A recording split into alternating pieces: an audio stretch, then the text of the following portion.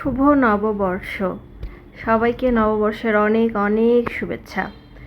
এই নববর্ষ, এই বছর সবার জন্য উন্নতি, সাফল্য, সুস্থতা, শান্তি, সুখ নিয়ে আসুক সবার জীবনে। ভালো থাকুক আমার শত্রুরাও। আল্লাহ হেদায়েত দিক সকলকেই। দেখতেই পাচ্ছেন আমি কিসের জন্য কি করতেছি। মরিচটা যেভাবে ডলতেছি মনে হচ্ছে যে আমি একেবারে মরিচটাকে ডলে পায়েস বানায় ফেলবো, এমন অবস্থা যে খুব ভালো একটা জিনিস মনের সুখে ডলেই যাচ্ছি। হাতটা যখন জ্বলা শুরু করবে তখন বুঝতে পারবো যে কি ডলাটা ডলছিলাম মরিচটা। আজকে আমি খাবো হচ্ছে পান্তা ভাত। এটা আমার কোনো প্ল্যান ছিল না, গতকালকের ভাত ছিলই, তাই ভাবলাম পানি দিয়ে রাখি, এটাই পান্তা হয়ে যাবে। আমি একদম প্ল্যান করে ভাত রান্না করে ভাত ভিজায় রাখছি। বিষয়টা কিন্তু এরকম না, এটা ফ্রিজে ছিল, আমি সকালে জাস্ট এটাকে একটু পানি দিয়ে ভিজায় রাখছি, এই এতটুকুই।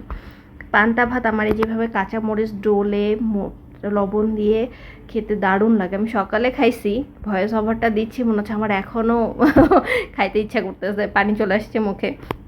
আমি কাঁচা পেঁয়াজ খাই না, আমার খুব একটা ভালো লাগে না, এটা যার যার টেস্ট। বার অনেকেই দেখি কাঁচা পেঁয়াজ খায়, তো যে যেটা খায়। আবার পেঁয়াজ মরিচের একটা ভর্তা হয় শুকনো মরিচ দিয়ে, একটু রসুন দিয়ে, সেটা আমার বেশ ভালো লাগে।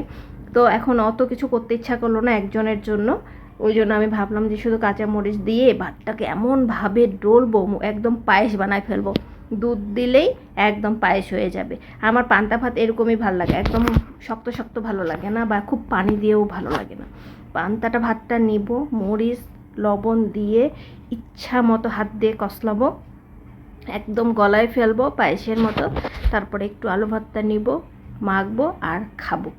কার কার খেতে ইচ্ছা করতেছে বলেন তো। আর আজকে কে কে আলু ভর্তা দিয়ে পান্তা ভাত খেলেন বা মাছ ভাজি দিয়ে। আমি একার জন্য না, আমার এত আয়োজন করতে ভালো লাগে না, একার জন্য একটু নিব, খাবো, শেষ। আর বাঙালি কি আমাকে মেনে নেবে এই স্টিলের গ্লাস, স্টিলের প্লেট, স্টিলের বাসনে খাচ্ছি দেখে? আমি যে মাটির পাত্রতে খাচ্ছি না, এই জন্য কি বাঙালি আমাকে মেনে নেবে? আপনারা কি আমাকে মেনে নেবেন?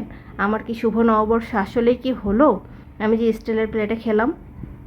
এই দেখেন আবার স্টিলের গ্লাসও আছে সাথে পানি ভর্তি। মানে আমি মরিচগুলোকে কি সুন্দর সাজায় রাখছি, যে একটু আগে তোমাকে আমি ডলে ডলে এমন করছি, এই জন্য তুমি একটু সামনে সাজে গুজে থাকো। দেখেন ভাতটা আমি পুরো পায়েস বানাই ফেলছি। এখন একটু করে আলু ভর্তা মাখতেছি আর খাচ্ছি। ও পুরো অমৃত অমৃত, আলহামদুলিল্লাহ। আল্লাহকে শুক্রিয়া যে আল্লাহ এত ভালো কিছু রিজিকে রাখছিল।